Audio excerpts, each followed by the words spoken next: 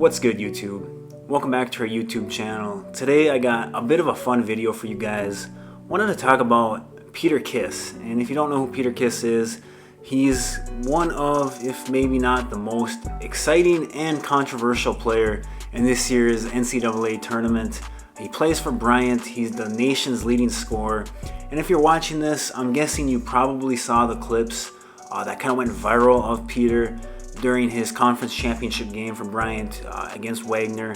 He was putting on an absolute show in that game, just highlights left and right, dunking, hitting deep threes, talking smack, whole thing. And then obviously there were some other things in that game with the fight in the crowd that went viral. But Peter Kiss, like I said, put on a show. He's one of the more exciting players in this year's tournament, and so I wanted to talk about him and just see who this guy is, because he kind of came out of nowhere, kind of took the internet by storm, and so I wanted to dig a little deeper into who he is and get into that. So with that being said, leave your thoughts in the comment section below, and we'll get into this video.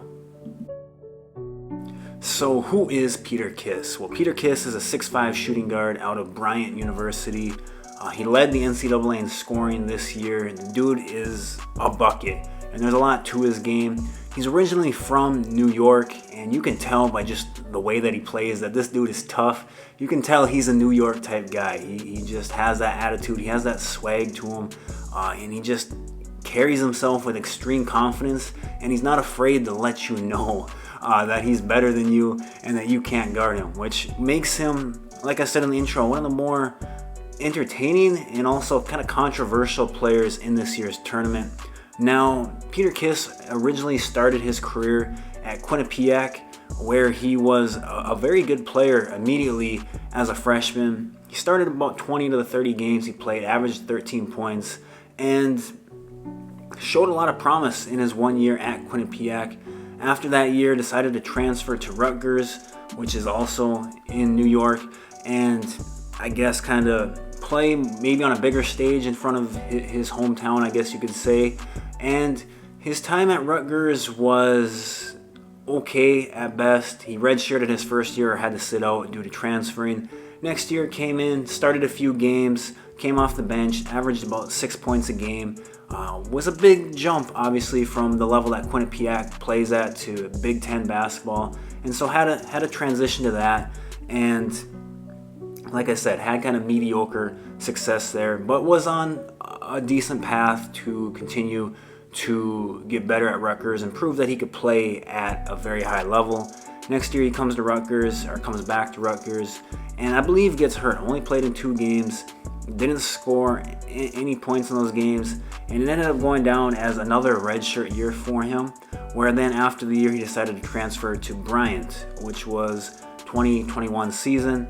There goes back to being just an absolute bucket.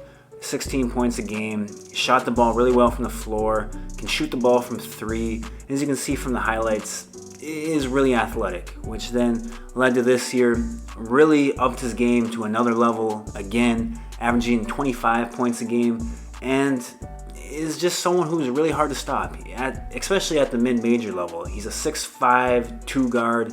He's athletic, he can shoot the ball from 3, shooting at over 40%, shoots the ball really well from the field, and has just a lot to his game. He can hit tough, off-balance jump shots, he can get to the hoop, he can dunk the ball. He's just really tough, and he's really hard to stop, and so he displayed that this year by being the nation's leading scorer. He put on, like I said, a show in that championship game that went viral, several highlight reel dunks, was hitting deep threes, talking smack, and so fun player to watch, kind of controversial, but should be a good player to keep an eye on here in the NCAA tournament.